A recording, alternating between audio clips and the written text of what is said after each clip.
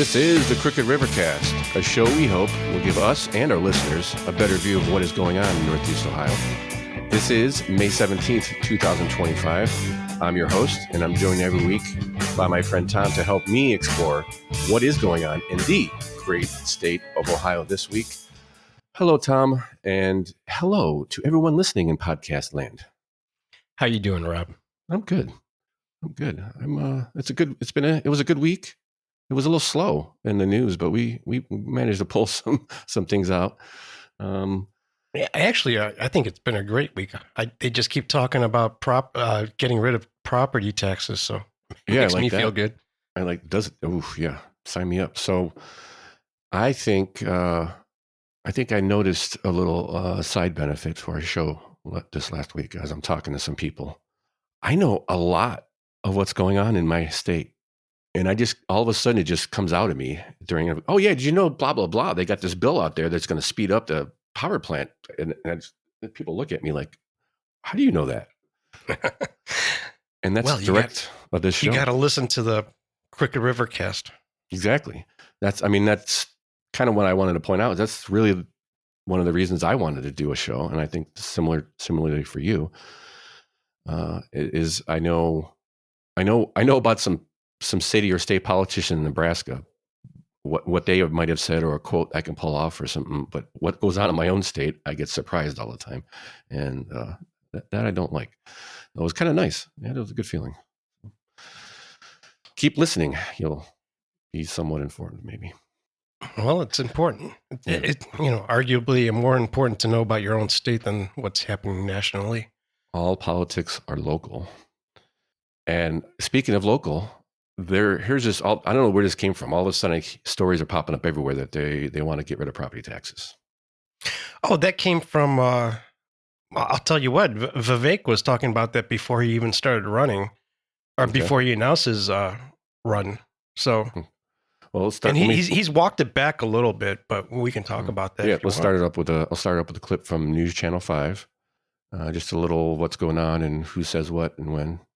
Go for it. Property taxes are at an all-time high for Marlene Homan in Cleveland. When you're on Social Security, that's a lot of money. And with reappraisals and voter-approved tax hikes, it's been pricing some Ohioans out of their homes. I mean, where does it end? Due to what Lakewood advocate Beth Blackmar calls the lack of movement from lawmakers to provide relief, Ohioans are taking taxes into their own hands. We really need change. Because nothing was getting done, substantially. She's leading a movement to abolish property taxes in the state. And the Citizens for Property Tax Reform are on their way to getting a constitutional amendment on the ballot. Legislators, in many ways, are reluctant to dive in. Northeast Ohio Rep. David Thomas has been tasked by the Speaker to devise property tax relief. He says he understands the concerns, but is asking homeowners to be patient. It's just also getting it right and making sure the policy is a good one. We don't want to do anything that's just real quick or haphazard. And Governor Mike DeWine raises another concern about what happens to local governments, police stations, and schools if there are no more property taxes. But anybody who says we need to eliminate this tax, eliminate that tax, I understand that, but they have an obligation, I think a moral obligation, to come forward and explain how they're going to pay for schools, how they're going to pay for the things that we value in Ohio. I hate little gray rabbits. Couldn't help myself on that one. Couldn't help myself. Yeah, we have a moral obligation, he says. Yeah, right. No, I think the Ohio Supreme Court has been telling you for many years, a couple decades now, no, it's up to you guys. You guys need to fix this. And one of the quotes I heard was, this would force them to do something. This would make them have to do something. If this goes through and property tax gets repealed, they have no choice but to figure out a different way to fund. So what's going on right now is there's the Citizens for Property Tax Reform is putting something on the ballot. Yeah, that's that Blackmar that they mentioned. Yeah. That's what she's arguing. The repeal will force lawmakers to come up with an alternative. Right. Well, we don't know if it'll be on the ballot yet. They're going to it's going to be a single bill, and they need about 413,000 Yeah, 413 signatures? in 44 counties. At And they least need- 44 counties. But and that's- I don't think they'll have a problem getting that. I don't think so either. And it's also, I think there's some sort of percentage you have to get 5% of the people who voted in the last gubernatorial election in each county, which comes up. And I think you only have to hit it at half the counties, it seems like. They're saying over 413 signatures from 44 counties to Right. reach the ballot. Right. What do you think? Because first of all, Yost he approved it to go Mm-hmm. to advance, but he doesn't like how I forgot how they put it. He's not endorsing it necessarily, right? Right. He's not endorsing it. He says he doesn't even know if it's constitutionally legal, basically. It should not be construed as affirmation of the enforceability and the constitutionally if it's fine. But I think they're jumping the gun here. I'd wait for Vivek to get into office. He's going to know how to do this, or he'll have a better idea. Personally, that's what I think. That's not necessarily a bad idea. I mean, I could see. Yeah, that's a good point. Because he's been talking about it. He's walked it back a bit because he just wanted to kill it.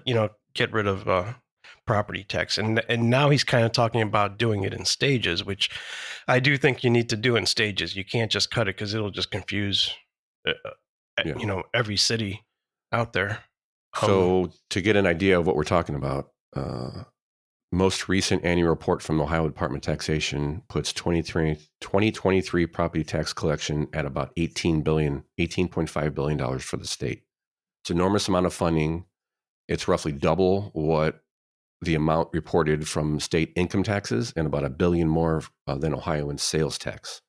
Spread out evenly, it would cost every single Ohioan more than $1,500 to make up in the gap in funding. Now, it's every Ohioan. Is that every voter, every taxpayer? It says every Ohioan. So is that including my kids? Yeah, I think it's just going by population, right? Probably. But if you figure out what you're paying every year in property tax, and a lot of places, even counting your family members, you still could be getting off paying less.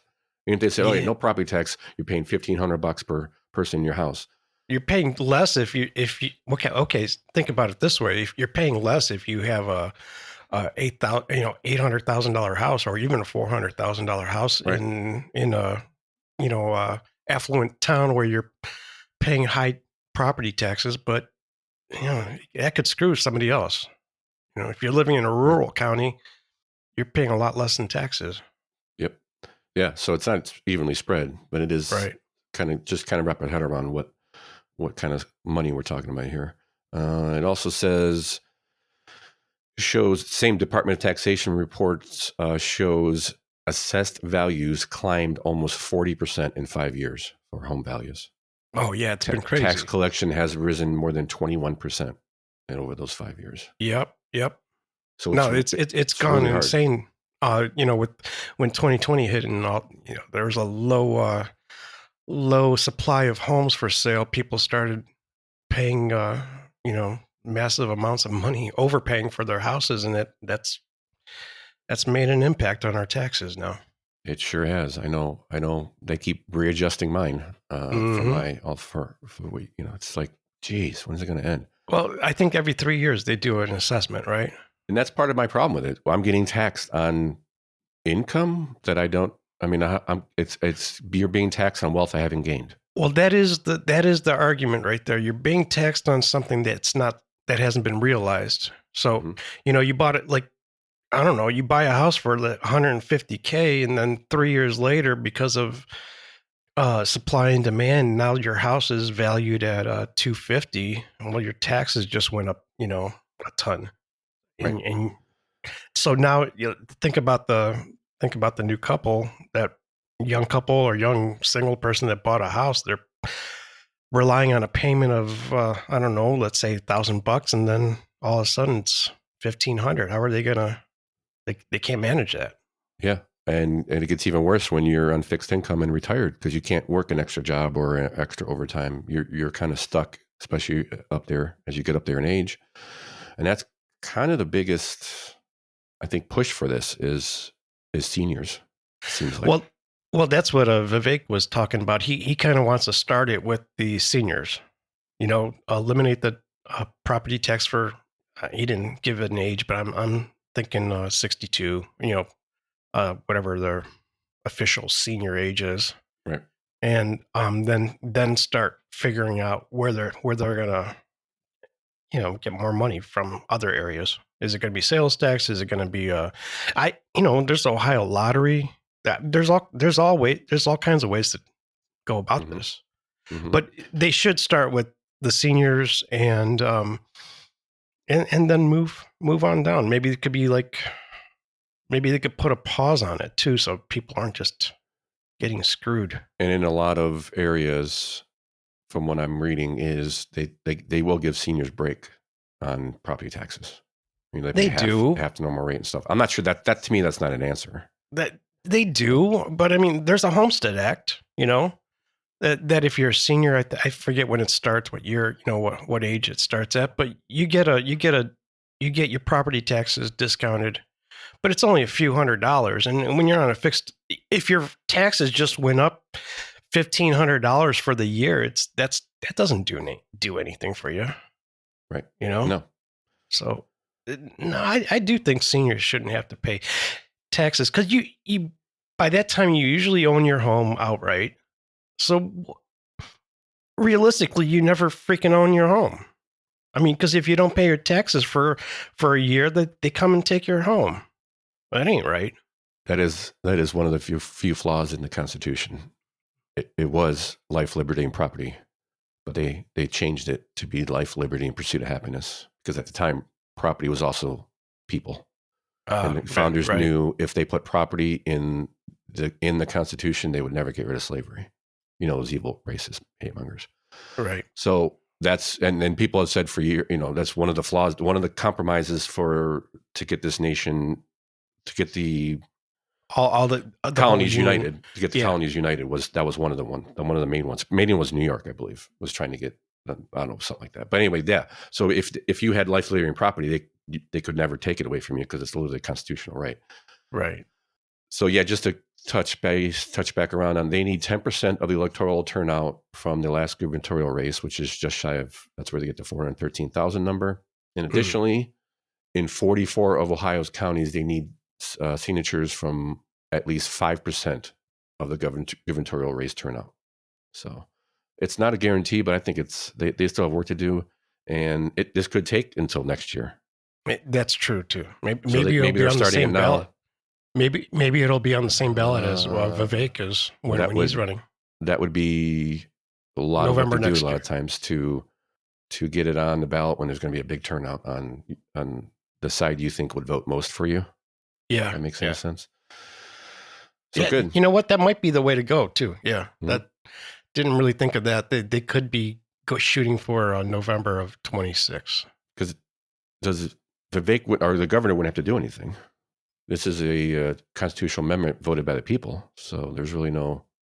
Well, I would think he would have to figure out a way to do this. True. Oh yeah. Okay. Sure. I mean, yes. you're kind of throwing him under a bus real quick there. Yeah, but it's not a bill going through the state legislature that he would have to, or anyone would have to sign. Right. But yeah, he would have to be. He would have to figure out how to get it done, as they say. How to implement it, really. That's the key. But hey, less taxes. I like that. Well, speaking of the governor's race and Vivek, the Ohio Attorney General Dave Yost has suspended his campaign for governor. No? How about one of these? Sorry, Dave. His political campaign in Ohio is pretty much over, it sounds like. He's term limited out to really do a whole lot of anything else, it sounds like, but that's kind of the report I heard sound like. But Vivek's got too much support. He had to. Yeah. He even mentioned to his supporters, an uphill climb became basically vertical. Right, is the way he put it. So he is. He's not out. Going to be running. He's out, and it looks like the Republicans are wrapped up and ready to go. Now, the Democrats, on the other hand, they're not quite. They still have. What's his name now? Tim Ryan. I just typed it in like 5 minutes ago. So Tim Ryan, and we don't spend much time on, but because he still doesn't know. which is weird to me. So let's listen to what Tim Ryan has to say. Congressman Tim Ryan is one of the few leading candidates for statewide office, despite his loss to now Vice President J.D. Vance in the U.S. Senate race in 2022. Ryan now says he's close to making a decision on whether he'll run again and for what. This question for Tim Ryan is on the minds of many Democrats. Are you running for governor? The question everybody wants to know. I don't know. Ryan says he's concerned about the direction the state would take under tech billionaire Vivek Ramaswamy, endorsed by the Ohio Republican Party last week, though there were reports that Governor Mike DeWine wanted the GOP to wait. He's tempered a very extreme legislature. And so if you remove Mike DeWine and you put in Vivek Ramaswamy, it's a whole new ballgame of how I think radicalized the state would become. And I just don't think that's Ohio. Ryan says he doesn't have a theme or keystone idea for a potential campaign for governor, which would likely run into the tens of millions of dollars. He's got name Karen recognition. Kessler at the Ohio Public Radio State House News Bureau. He's got nothing. He doesn't know if he would run and what he would run on. He has no.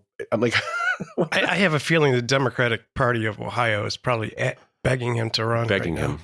Yeah, because he's got name recognition and Amy Acton's got no chance. And he is the only one so far that I've seen, recently at least, from the Democratic Party that's speaking somewhat reasonable and talking about other issues such as economics and in this, what we can do to build a better state and all this other stuff instead of just railing on gender issues or, all those kind of hot button issues that it seems to be that's all they want to talk about. DEI and all that stuff. For the last few years. Have the Democrats had any idea for the last 10 years? Think about it. No. Yeah. It's just sloganeering and orange man bad. Orange man bad, that's for sure. So keep an eye out for Tim Ryan. He could do something or nothing, or he does. I don't know. He says, I don't know. Well, I think the primary is in early next year, right? Is it? What? I think it's in May or March or something. Oh yeah, our primary is, that's right. You're in March. Yeah. And then May, March. The general will be in November next year. So he's got time. He said summer, so pretty soon. And if he doesn't, then we're going to have a blast with Amy. That's going to be fun. Yeah, she definitely will be good for the clips of the show. Yeah. I just I guess it's not that he doesn't know if he's going to run or not. That kind of threw me. It's he has no idea what he would even run on, and it's like you don't even know that. Like you don't anyway. So what? How are you going to run against lowering taxes? Mm-hmm. They are nationally and locally. They're having, cities are a little different. Cleveland's a little different. They can run on the DEI stuff and whatever, but statewide, you're going to have to come up with some real ideas. That's that vertical that Yost was talking about. That's even worse for their side on what they've been pushing. But I have seen him make attempts to make a pivot from all that stuff. So, right. At least an attempt. Now, the problem is it's really making his party mad. So from the article I was reading. Anywho, moving on from Tim Ryan, how about a propaganda party? Are you ready for a propaganda party? I'm ready for a propaganda party. Propaganda party! All right, so here I am going through the news stories for the week, and I see a couple of stories go through. One on book burning. So apparently, some guy went into the Beechwood Library and checked out a whole bunch of books and burned them. Let's hear the news report. This is Channel 19. This is like about half the report, beginning part. Let's see. Well, banning and burning books is not new. Neither is opposition to that act of hate. Today, faith leaders from Greater Cleveland got together to denounce a local man checking out hundreds of books and then burning them. Our Harry Boomer live with the reaction. Harry. Well, Brian, saying no to hate is a tradition across many faiths. Today in Cleveland, religious leaders from across the area denounce the actions of a man who's trying to drum up support against freedom of speech and one who would deny people the pleasure of reading whatever they want. Harry Boomer. The man had taken out hundreds of books from the Beechwood Library, explicitly targeting literature, values, and history. The Interfaith Group Against Hate and 19 News are intentionally not naming the man who checked out hundreds of books and burned them. They denounced his action and chose not to give him what he seeks the most, publicity. So a couple of things missing here. Which books? Thank you. Which books? I mean, I'm watching this news article thinking, wow, this is literally my mind was crafting this narrative that this guy went in, took a bunch of books, walked outside and started burning them. No. He went in, applied for a brand new library card, proceeded to check out 50 books. This is like April 2nd. And then he came back about 5 to 10 days later and checked out another 50 books. You know exactly which books he checked out. Oh, yeah. No, not one mention of the book, not one mention of the guy's name. Now, mind you, a mass shooting at a church, yeah, we'll blast his name all over the place. Mm-hmm. I'm not saying, I'm saying actually what there is, it is a good thing that they're not saying the guy's name because he's probably doing this for publicity. But what he actually did was he went home, recorded a YouTube video of from the description, a trunk full of books, some of which resembled the categories of the books that he checked out. Right. That was that was the key. Like they weren't saying these are the exact books. They said maybe one was the same title. And now what? Let me guess. Were these children's books? So they were. So he checked out 50 books on the 2nd of April on Jewish history, African American history, and LGBTQ education, according to Beechwood Police Department. They know who this guy is, and News Channel 5 knows who this guy is. But again, they decided not to say, which is convenient how they pick and choose, whose name they use and whose they don't. So we're really interesting to know who this guy was, because a lot of times when we find out, it's not who they're portraying it to be. So envision these faith groups in front of the Beechwood Public Library, and most of the old white guys are all in the back, not allowed to say anything. Poor guys. And nobody wants to mention which books. And then that's what I was saying. They're showing these pictures of all these books on the table because they had this big presentation. All the news cameras came and all these faith leaders in air quotes. And they're showing the pictures of all these books. And they're not, these are not the books that we don't know if they're the books that he checked out. So what's the definition of propaganda? Wikipedia says propaganda is communication that is primarily used to influence or persuade an audience to further an agenda that may not be objective. Webster says the spread of ideas, information, or rumor for the purpose of helping or injuring an institution, a cause, or a person. All right, so that was kind of odd. They won't say who his name is, what books he checked out. All right. So then I see News Channel 5 has a news story about kids going to the State House to lobby, I guess, for the stop slashing our funding. And I thought, wow, these kind of go together because they're similar. Let's see. Let's with those definitions in mind, let's listen to this school funding. Northeast Ohio students making their voices heard in the Ohio Senate today. The legislature is working on a budget that could strip hundreds of millions from public schools and could also cut diversity, equity, and inclusion programs. Now, we've been following through on this for months. Today, Columbus Bureau reporter Morgan Trout tells us why these students are sharing their concerns and why lawmakers argue against them. It's important for them to see us. 4 students and 3 educators made a 2.5-hour drive, coming down from Cleveland Heights to the Ohio State House. Just pause that for a second, just to point out, listen to the clips from the children, from the kids, and these are the best clips they could get, because what else would you show? And I'm trying to figure out why they sent them down there, but here, keep going. It's very easy to make a decision that impacts many people when that person isn't you. To fight for their school. It was just important for us to be there because we specifically represent diversity, and we are all people of color. Freshmen Kennedy Brown and Emmanuel Gutierrez came in to represent Cleveland Heights University Heights City School District, testifying about the importance of school funding and urging the state Senate not to restrict DEI initiatives. We all have an equal chance to be successful. The district should have received $7 million from the state under the expected funding formula. Due to the House cutting the education budget, they would only receive $700,000. Both students are a part of multicultural clubs and music groups, both programs at risk of being cut. We need a lot of funding to do music and be creative, because a lot of people, especially Cleveland Heights, they love art, and I should be able to produce my art. No, not on my dime. No, you're not. Not on my dime. Yeah, we need art and what was the point of this? What was the point of this article, or this story and article? It just pulling on heartstrings. Yeah. Yeah.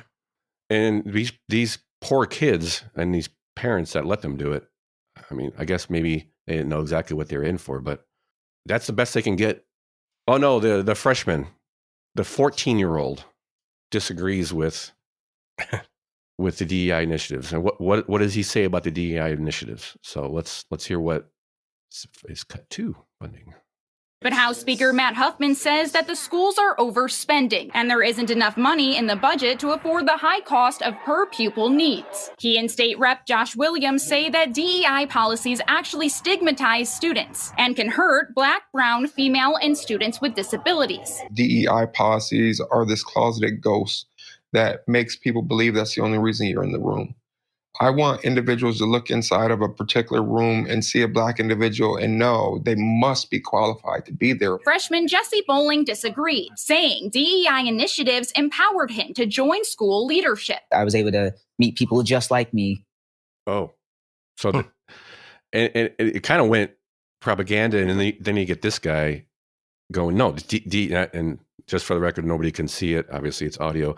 There was a Black gentleman saying that about DEI and how it affects people, as you walk into a room and stuff like that. But the freshman disagrees. I don't know. I just being used as pawns, and that's just sad. And shame on you, News Channel 5, pushing a narrative, and using kids to. It's the children. It's for the children. They're stripping funding. So they were never going to get $7 million ever. That's $7 million from the act or bill that they passed for fair funding. That's whatever formula they're using, whoever's coming up with this formula. That's what they're saying. They were never going to get $7 million. Right. Maybe they got $1.7 million instead of $700,000, but they were never going to get $7 million. So nothing got slashed. Crap. That's what I say. Yep. Added on to that, let me just remember, I forgot to mention this, I think, last show. There were kids at the voting, just outside the campaigning line. Get the really in my city for the levy. Yeah. What were they holding signs or? Yes, they were holding signs and asking you to vote for. I did not see them. I should say my wife saw them. That is just because if I would have saw them, I probably would have at least waved my finger at them a little bit. I think I might have walked up to whoever was with them. Shame on you. Yep. I've done it before at polling places. I don't get belligerent or anything, but I definitely speak my mind when they're trying to push something. Say, hey, this is quite ridiculous. Mm-hmm. You're gonna try to pull this on me. It just drives me crazy. I hear you. All right. Moving on from that propaganda party. Let's take a 1 minute break here. 1 minute break. Pause. You're right. And we're back. The magic of technology.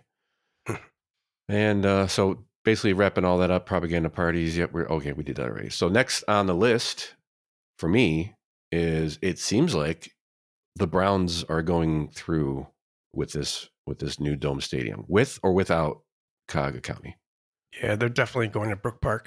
The $600 million bond issue is in the budget, and it's going to be put through. It sounds like.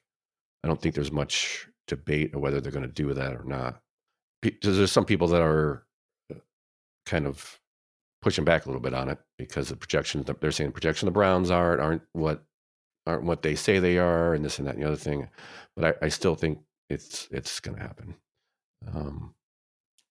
Yeah, I think that's. Oh yeah, then on top of that, the city of Cleveland, or the Cuyahoga County, is saying no to the $600 million. That's too much, but please give us $350 million because we don't want a dome. We want to take the same open air stadium and just pour a bunch of money into it. So is that what useful. Is that what they're trying to pull off? Yeah, it says. I'm trying to remember. He's a councilman. Who is this guy? Ronan. Statement continues. He says, we urge state lawmakers to consider the public and private investment through Northeast Cleveland and to stand and that stand to be negatively impacted by a stadium and entertainment district in Brookpark. But he also has asked for $350 million from the House Speaker to help fund renovations at the current stadium. Right. Apparently, $600 million is not good, but $350 that's okay. Well, before I saw that story, I saw a write-up from Channel 3, WKYC Channel 3, about a $70 million traffic plan in Brookpark. So when I saw that, I was like, oh, I think they're moving. It hasn't been. They're just asking for the permission right now, and there's no renderings of the plan yet. But what they're planning on doing is widening the I-71 northbound exit ramp on Snow Road by 1 lane, widening the I-71 entrance ramp on Snow Road, and constructing an elevated exit ramp off of I-71 southbound to allow traffic to move over the railroad tracks. That's a pretty big project. Yeah, it's a pretty big project, and that's a pretty short time frame. Yeah. And they want to alter Angle Road to lead into the proposed stadium development. So they want that be the main thoroughfare right into the development. Yep. The whole. Yep. Oh, okay. And they want an easy in and an easy out. They have to do it, I think. Yep. It's key. Otherwise, what's the point? Because now it's not horrible going to a Browns game. I haven't been to one in many years, but getting in and out, I guess, can be problematic of any parking lot. Well, any getting big out of event. downtown. I mean, it's not horrible. It's not the worst. No, I've never had a major problem down there. Compared to like Blossom, what is one road? Blossom getting in is awful. And I mean, if you time it right, you can get out pretty easily. But yeah, if you wait a little longer, you're kind of screwed. Yeah, getting in help. Yeah, so that's what kind of I'm looking at. Well, in easy in, easy out is very important, I'm sure, because and for the people who live around that area. That's the main thing. I was listening to a city council meeting about this. I just, before I fell asleep, I heard them mention how does it impact the residents, and the main concern was not so much the Browns games, because that's on a Sunday usually, but it was the other events that they may have, like if you're coming home from work at 5:00 and there's a concert at 7. There's going to be people. There's going to be traffic. So how does it impact it? So they're trying to make it conventions go through during the week during business hours. Yep. And that's really what they're trying to get is that kind of IX Center stuff and all the other stuff they can pull from. Well, you're there. The auto. I mean, they could do all kinds of things there. Yeah, I haven't really. That's going to screw IX Center. Yes and no. That's something they've been looking to get rid of, I think, for a while. It's not the greatest place. It's big. I don't think it's the greatest place for a convention. No, it's awful. Well, they got the convention center downtown, right? I haven't been there yet. Or they do. I? Yeah, I have. Well, not for an event. I've been there for other reasons, but just to visit for I was there one time, and I forget what it was for. Damn, I'm getting old. Yeah, it'd be cool to have an actual monster truck show, not just a mini one. Oh, the stadium would be awesome for that, right? Yeah. That'd be cool. That'd be good. So it's going to happen. People are asking me. That's kind of one thing as I was saying at the beginning of the shows. I was at one of the many graduation parties, and people are talking about what do you guys? Because I'm asking people what they think about the dome, having a dome. Yeah, what do they think? And it's 50-50. There's some people that want not necessarily for home field advantage, as a lot of would think for sports wise, as far as snow and rain and stuff like that. I don't think that's as much. All the fields are heated and drained. They don't. It's not the same as it was in the 70s, 80s, and 90s even. But what was brought up to me was, but there's a large portion, especially obviously in the beginning of the year, you can go to a Browns game and it's 68 degrees and sunny. Right. And those are some of the best games. You're just sitting out there, and you're not going to have that because it's not a retractable dome. It is just a dome. Oh, I thought they were doing a retractable dome. Not as far as I could see, no. Oh. It was a domed stadium. And I was like, oh, you know what? I just thought, for some reason, I was under the impression it might be a retractable, but it does not seem that way. Okay, that's what I was thinking it was. None of the renderings, now I look at it, it's just a glass ceiling, a glass dome. Yeah, but okay. I mean, I don't know. I'm not an expert. And really what they're saying is they want the glass on there so you can see when the plane's going to crash into the stadium. So you can be prepared. Yeah, you can be prepared. So they're going full speed ahead, and the Republicans are on board, even though DeWine wants to fund it a different way. He's on board with it too. He just doesn't want the bond. He wants to increase taxes. Of course. Well, that's DeWine. Yeah. Yeah. And I don't think this is not going to stop.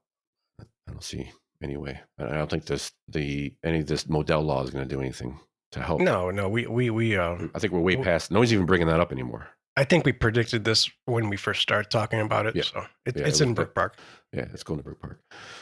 $3 billion project coming your way, and man, it's gonna move fast. It's gonna move fast. All right, moving on from there. I think we you want to go. Oh, I guess we'll get this up there. Trumble Medical Center. Oh yeah, let's hear about that. So just a quick hit, because there's not really a whole lot there other than nobody really knows what's going on. So Trumble Medical Center closure is due to hit, I think, in September. And they are basically, it's the only hospital in Warren. It's the city of Warren, Ohio, which is east and south of Youngstown, basically. And they is projected nearly 1,000 workers to be laid off. It's the only hospital in the area, and it's been in financial trouble for quite a while. This new company, Insight Health Systems, took over as a non-owner operator for both Trumble, and there's Trumble and associated Hillside Rehab Center, I believe, is also being closed. So this company, Insight, came in about a year ago, I think, took effect less than a year ago, to take over, so it didn't close. And between then and now, there is what they're calling it, additional abrupt development in the Stewart Healthcare bankruptcy proceeding, and the mounting lack of transferred dollars owed for healthcare services delivered to patients at Trumbull and Hillside hospitals. All inpatient, outpatient ER services are on diversion as of 3 p.m. March 27th, 2025. So the previous owner, there's some deal with the bankruptcy and to get money over to this new company, and it hasn't happened. So they can't float it anymore, it sounds like. I don't know. It's pretty serious if you live in Warren. Yeah, that sucks. You're not going to have any. Where are you going to have to go? You're going to have to head towards. You're going to have to go into PA. You could go into PA, but I don't know what's really on the other side of the border. I mean, I look and like just scanning the article, where would they go? Yeah, Chardon. Let's go north into Youngstown. Minutes. Probably Youngstown would be closer, or somewhere about there. That would be south. They're saying Mercy Health St. Joe's Hospital. Huh.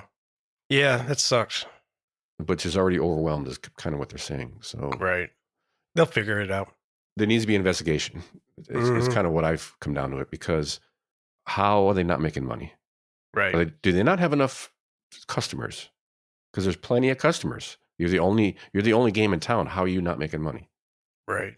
There's got to be some sort of fraud, embezzlement. I mean, I don't know what you're guaranteed customers. Poorly run. I don't know. They could be spending money on dumb things. I don't know. Yeah. I mean, something. Maybe we can do a deep dive someday on that. Or as it moves forward, I think they're going to start looking into what's going on with these owners, because they're not. I don't think they're playing ball with the bankruptcy court. Kind of seems that way. And on that note, on medical, you got something on Ohioans medical debt. we can touch on real quick. Got a bunch of stuff from the state legislature coming through here. So there's House Bill 257, Ohio Medical Debt Fairness Act. And this is pretty cool. The act would cap interest rates to 3% for health or hospital bills, medical bills.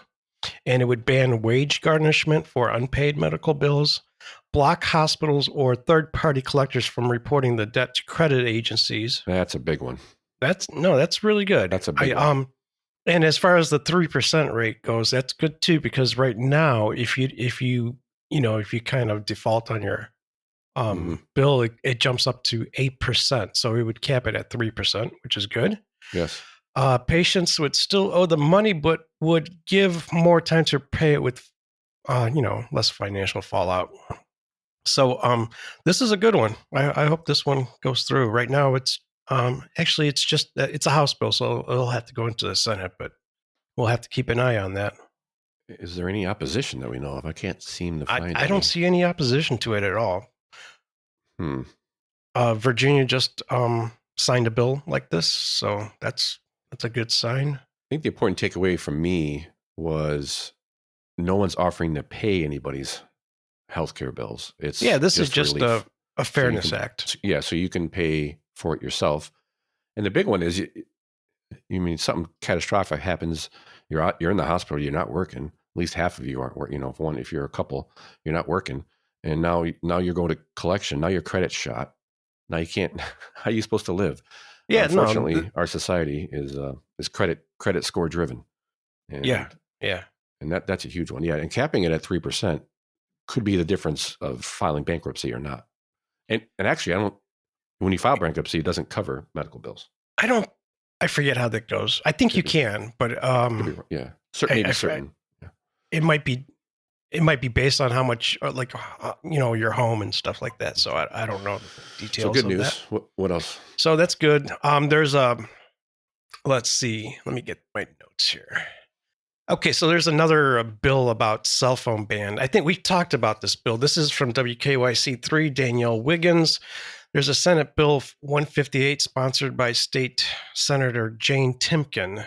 And right now we have a law called House Bill 250, which DeWine signed into law last year, which made all the school districts put in rules for phones to limit phone use in schools.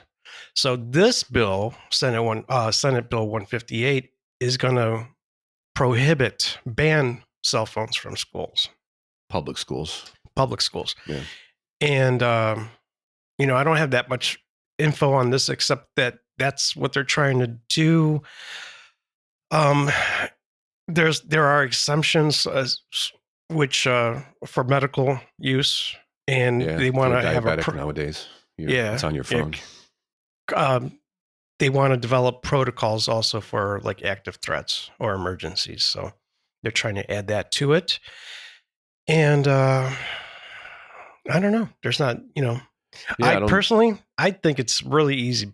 Just make kids put their phones in a Faraday bag in the classroom and keep it at that. I don't think it's that difficult. No, and I don't know if you even need to go that far as because I've seen in all these reports they're showing B-roll of schools who have some of these policies, and they actually have a little sack that's either got an RFID or some sort of magnet release on it, and that they'll put the little thing at the for listeners that don't know what a Faraday bag is. There's Faraday bags that you can, they're just these cloth bags, or you can have a hard case where you put the phone in, it blocks the signal. So they can't use the phone. Version of a Faraday cage, which blocks all radio signals. And right. Basically the bag would have some sort of metal mesh in it, which is kind of like a Faraday cage is. It's just crisscrossing, and there's no signals in and out. Now these videos I'm seeing on reports, I'm not sure if those are Faraday bags or not, but they can't get to the phone without tapping this magnet or RFID, whatever it is. And then it will release the lock on the pouch, and then you can slide your phone out. So, I don't even think you needed that. I just think you need this is Rob. This is a whole industry you could have here. We could develop bags, exit backpacks. strategy. Yep. I think yes, but I don't think you have to have some way to take it away from them or put it so they won't use it, right? If it's just in a bag that doesn't have a lock on it, what stops them from taking it out? A teacher? In between classes. In the classroom. In the classroom. In the classroom. Yeah. Right now. Other than that, I don't care. Right now, it could be as simple as in my kids' school, and it depends on the class.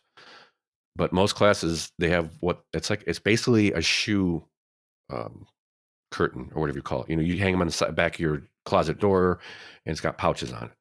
It's not actually that, but it's something like that. Right. And it's just basically something they hang on the wall, piece of plastic, clear plastic, and everybody puts their phone in there. Boom, boom, boom, boom, goes right in there. Yeah, that's fine. And that way the teacher can count and know who has a phone, and if you have your phone in your hand while you're at desk, then obviously you're doing wrong because it should be in the pouch. Right. And in some cases, they're allowed to go there and take it out of the pouch and use it in class because there are occasional classes that they will use the phone for whatever reason. Not many, but there are some. Yeah. This is a bill that I personally think is useless. They already have the bill for school districts to have a protocol for phones in schools. It seems like it's a cop out for the schools. Yeah. Well, yeah, I guess so. Well, we can't. There was nothing we can do. The governor said no. Just if you want a policy, if you don't want kids to have school, listen to the parents. Whatever you want to do, and set it, and then make it disciplinary actions. Enforce it. Yeah, I think the biggest problem is parents. Parents want this. Parents want. Excuse me. Let me rephrase that. Parents want their kids to be able to get a hold of their kids 24/7. Yeah. So there are when they put these bans on, or when they discipline a kid for using their cell phone when they're not supposed to, the parents will complain. I was texting him, but it doesn't matter. I've sat through the orientation at high school. It's not public high school again, but it is high school, and they're saying, we don't care if you're texting them or not. It is still breaking the rules, and we'll give them a violation for it. If you need them, you can call us. We will have them in momentarily. Call the office. We'll go get them for you. It doesn't matter who they're texting, grandma, mom, and dad. No. So I think it's a cop out for the schools, and got the balls to tell parents to, too bad. Here's the rules. Like it or leave it. Yep. What's next? And let's move on to another bipartisan bill, which would require schools to have a moment of silence. This is from News Channel 5. Megan Henry proposed bill, House Bill 187, and currently there's a state law that allows teachers to have a moment of silence in the classroom. It's only going to change one word in that bill from may to shall. It's creating a mandate. I have mixed feelings about this. I don't even. A moment of silence for anything. Just a moment of silence, just to chill. Here's a quote from one of the sponsors. It does not say where or when or how long. It just simply says a moment. Mindfulness is becoming a lost art in the hustle and bustle of modern society and is a discipline worth teaching. I'm confused. While we lawmakers can't solve mental health challenge students face, we do have an ability to create a space for brief opportunity of peace and quiet. And I don't know, kids are kids. So they want to mandate that before every class you need to have a moment of silence? I don't know if it's before every class, just at least once during the day. Maybe I don't know. It doesn't. It says in the class, but is it every class or is it just once a day? It doesn't. I don't see. Yeah, I'm not saying that's a bad idea. I'm just. It's weird that you would have to need a bill for it. There already is one, so they just want to mandate it now. There's one. They would just change one word from may, which means they're allowed to shall, which means they have to. Seems silly to me. Yeah, well, that's what our state legislatures are up to. And the next one is Ohio Republicans introduce a bill to designate month honoring heterosexual marriage families. House Bill 262. Yeah, I'm like, Pride Month kind of grosses me out, but okay, they want even the score, I guess. I don't know. House Bill 262, sponsored by Rep. Beth Lear and Rep. Josh Williams, and has 26 Republican co-sponsors. It would designate Natural Family Month from the period of Mother's Day to the Father's Day. So There we go. That's what they're working on.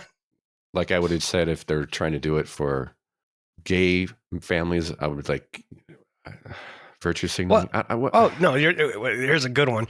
Dwayne Stewart, executive director of Equality Ohio, said that House Bill 262 is more than bad policy, is calculated act of strategic erasure. Wait, what? Here we go. Now you've piqued my interest. I wish there were clips, but I couldn't find any clips. But this is Dwayne Shepard, executive director of Equality Ohio, said that House Bill 262 is more than bad policy. It is a calculated act of strategic erasure. It not only invalidates the existence of single parents and countless other caregivers, but it takes direct aim at LGBTQ plus families across our state. Right. I mean, the target is right on their back, Tom. I can see it. Run! The so-called Natural Family Foundation, the group pushing this legislature, has made their ideology clear. If you're not a heterosexual monogamous couple with children, you don't count as a family at all. Yeah, this is like retard bill here. Yeah. So we don't need it, and this guy needs to just shut the. To police family structures and control birthing bodies. What cloaked in language of traditional but rooted in exclusion and control. This bill is not just offensive, it is dangerous. Okay, now I'm back on the other side. Wait a minute. All it does is say this. It's just like any other stupid. It's ice cream day. It's National Ice Cream Day. It's National Burger Day. That's all this is. So how? Yep. Okay, never. Yeah, it's a moment for him to show outrage. That's all it is. Oh, kind of like the book burning. Yeah. We don't know exactly what's going on. We just need to show outrage. Look at all of us showing up here at the public library for the cameras. Right. Yeah. So it's just retarded. But that's what, our state. That's what we're doing. Yep. So, thank you. So we got a couple of good things happening, but there is silliness. Definitely plenty of silliness. And I got one more story. This is kind of I don't know. I would consider this a PSA, or this is like really dumb. If you're going downtown Cleveland, this may be happening in other places, but I got a clip here. Let me play it. Yeah. Car after car after car has been tagged with a tire lock in downtown Cleveland, forcing drivers to pay an extra $100 to get it removed after they had already paid for their spot. It's a shoddy business practice. I just feel so violated. Natalie Priest went downtown for a Cavs game back in February. She and her husband fell victim to this and had to pay again to get the boot off. Well, since then, 19 News has been telling you about the company Tagger and how they hire independent workers to place these tire tags on people's cars, specifically at the parking lots on East 4th Street next to Harry Buffalo and on East 6th Street across from the Jury Hotel. The independent workers receive a certain percentage of money from each ticket. Over the last several weeks, we looked into relevant city codes, relevant legal recourse, and what we could do moving forward. All right, that's enough of that. But can you imagine that? They're basically making a commission on tagging. I was going to say, yeah, or putting a lock on your wheel.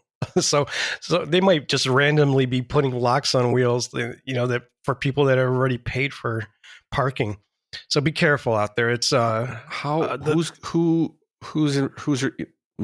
There's a private company putting a boot on your car when you don't need a boot. Like, who's responsible? Yeah, well, they're looking into that. There's who is it that owns PMC owns these lots? They don't own them; they manage them. So they are investigating that right now. So I don't know if PMC paid this company to do that, or are they just randomly doing it? I don't get it. Yeah, are the employees just going rogue and just trying to boost their sales numbers, or are they being told to do this from management, or is the city? I'd like to know where this comes from. So basically, I just wanted to mention it. So if anybody's going down to East 4th, or on East 6th Street, Harry Buffalo's on East 4th, and the Drury Hotel on East 6th. So just be careful. Just keep an eye out for that. See, they have a sign on the news article. It says Icon Towing Company, but that doesn't necessarily mean it's the company that is putting the boots on or anything. But the company that's putting the boots on is called Tagger. Oh, Tagr. Yep. So this is just some random sign they decided to put on poor Icon Towing. Probably not. Yeah. Well, you know what? That might be. That's probably not good for them. Might just be B-roll, but I don't know.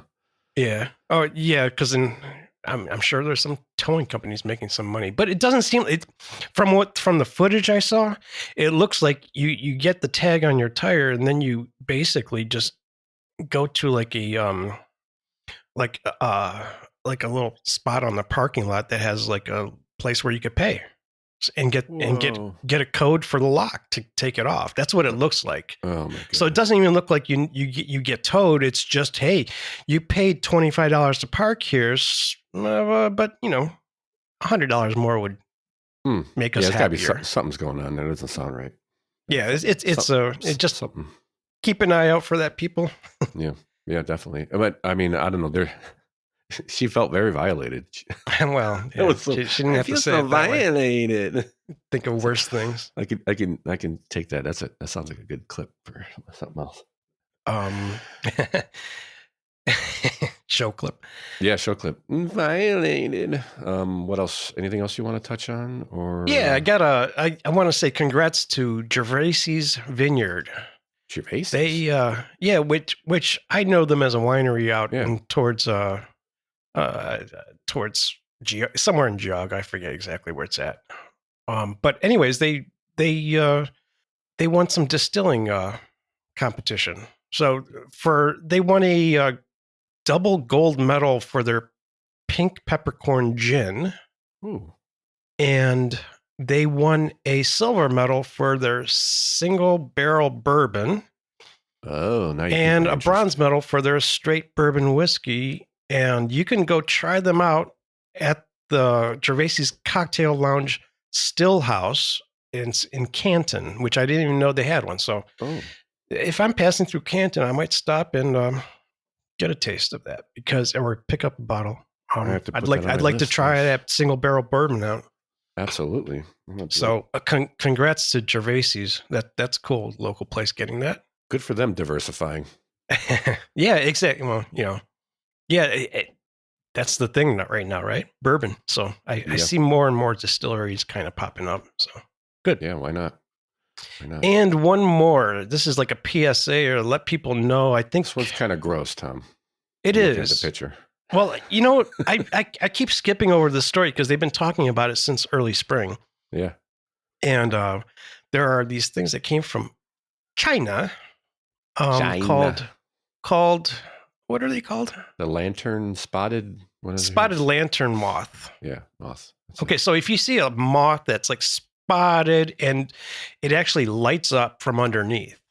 Whoa! And we just started seeing them last year, and I know I work with a guy who actually saw one in Parma, and last year they were telling people to kill these things. So if you see them, we're going to put a link here to Channel 3 News. They got good pictures representing what the eggs look like, what the larvae look like. And we need to get rid of these because they kind of destroy crops and trees.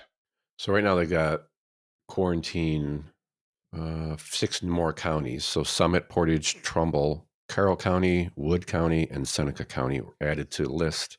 Yeah, the quarantine is basically, I look at it as a thing for places that sell like firewood.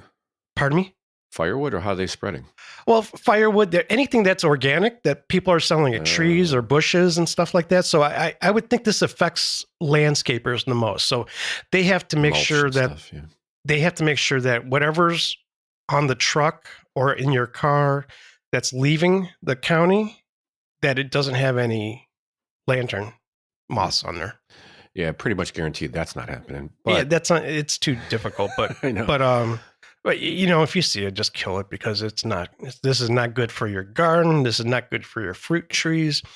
It kills oak trees. This is really China is screwing us again. Damn China tariff. Put a tariff on them. Yeah, that'll get tariff the lantern bugs. Tariff the lantern bugs. Yes. Well, the good news is you don't have to worry about spreading mulch, carrying these bugs because most of your mulch you buy is from shredded pallets anyway. So yeah. And they just paint them, so you could. But yeah, that's it's like there was something else not too long ago that when a lot of campgrounds don't let you bring your own wood, right? Because of the bark beetle, some sort of bark beetle. Oh, is that why it was? Something like that, yeah. Well, that and then you could buy their wood because I went camping with my uncle a couple years ago and I had a bunch of wood. And he goes, "Oh, you're not supposed to have that." I go, "Well, good thing they can't see it inside the van because I'm burning it." Yeah. Got anything else? I think we hit everything. What about quotas for tickets? Did you have that story? I did see that story. I had it in my list and I kind of pulled it. And basically the gist of was nobody's really all the police organizations are for it. It's probably going to pass. How do you enforce it? No, there's I don't know. There's a jurisdiction that says they have a quota. Everybody says they don't. Yeah, nobody says it out loud, right? Right. Do you know what a quota is? You mean like 25 cents? That's a quota. Nice. Yeah, they're trying to ban quotas, but nobody admits they have a quota for tickets by moving violations. Yeah, I guess the only thing this would get rid of is any policy at any department that's in writing that says you have to get this many tickets a month, and I don't really think there is much of that. And the police association or whatever it is all for it. So I don't know. It kind of was a story I meant, and then once I dug into it, I was like, really not a story. I wonder how it's going to affect Newburgh Heights. Oh my gosh, those people. They are persistent, man. It has got to be a money revenue if anyone doesn't know what we're talking about. Well, just about every day I drive to work and up 77 towards the inner belt. Oh, that's right. You go that way. And there's a cop sitting not in his car with this camera radar right off the exit ramp. Just Fleet. Yeah, it's Fleet. Yeah, if you're going north. If you're going north, he's on the entrance ramp of Fleet. And I think what he's doing is he's watching the traffic and then turning around and trying to zap you. Yeah, because he has to get the rear license plate. Yeah, because I took my front license plates off, so. Yeah, and plus you got to check the tag and make sure it's all that stuff. So it's always a rear license plate. And I've pulled up a couple years ago, I pulled up off that exit and first time I ever seen it. All of a sudden I looked to my left at the traffic light and there's this cop standing there. And I took my phone out and took a picture and he waved for me. And I want to go up to the guy and ask him, is this what you signed up for? Is this what you wanted? Why you wanted to be a cop when you were growing up? Protect and serve. Protect and serve. No, he's a tax collector. Yep. And what he had was what it looked like to me was a camera. Mm-hmm. And it was connected by a wire to some sort of tablet. So like, no kidding. He's taking pictures and then you're getting it seemed like he was a human traffic or radar camera. Right. Instead of posting it on a lamp or a light post. And that way it's kind of ingenious because that way, there's some people don't know he's there. And if you have a traffic camera on a light post, eventually everybody knows it's there. And then it doesn't bring you in money. It just slows everybody down, which is what I thought was the whole point of traffic policing. Right. Safety. It's funny that spot. He's hard to see. He's really hard to see. Something. He is hard to see, but the people that drive that I'm going there, between 6 and 7 o'clock, between 5:30 and 6:30, let's say. Yeah. And he's there. I'm going to say 80% of the time. Yeah. So that the traffic does slow down right there. Oh, it definitely does. Yeah. I usually as I pull up, I usually automatically just get over and let anybody else go flying by if you like. Exactly. I put it down to 60, 65 and watch people speed by. I never. Well, it's a camera, so I wouldn't see who he's getting. But I see him passing up, especially if I'm going southbound and he's pointing southbound to get. And I can see he's him, there. He's clicking he's away. there. I mean, he's got his eyes in there. It's not just, sometimes it's been a she too. So not to be so damn, war on women, Tom. And so I've seen him. Is he a cop though, or is he cops. just a camera? There's- I don't even. It's from the guy I saw was a cop, and there was a lot of times you can see a cop car there. He's parked on the other side of the exit. He's ramp, parked a little on the other farther up. side, but Yeah. Why do you need a cop? I mean, you could probably hire somebody for like $15 an hour to do that. They're probably the only ones allowed to give citation, I would imagine. Yeah. Okay. How do cameras give citations? Good point, because they're good question. I don't know. You stumped me on that one. I don't know because they gave him a badge, make it a cop, make the camera a cop. I don't know. Right. Just keep an eye. That is one of the worst spots. That's like I didn't even see him in Lindale anymore. So this is like our third PSA today, and that's been challenged a couple times in court, and they've. I'm surprised they're still able to do it because they're arguing they need the revenue. No, that's from my understanding. But everyone needs that revenue, right? Yeah, sad still. It's all for your safety revenue. Mm-hmm. And on that note, I guess that's it, right? We good? You got anything else you want to? No, I'm good. Touch base on? I just want to thank everybody for listening. Thank you for another great show, and we'll talk to you next week. Peace.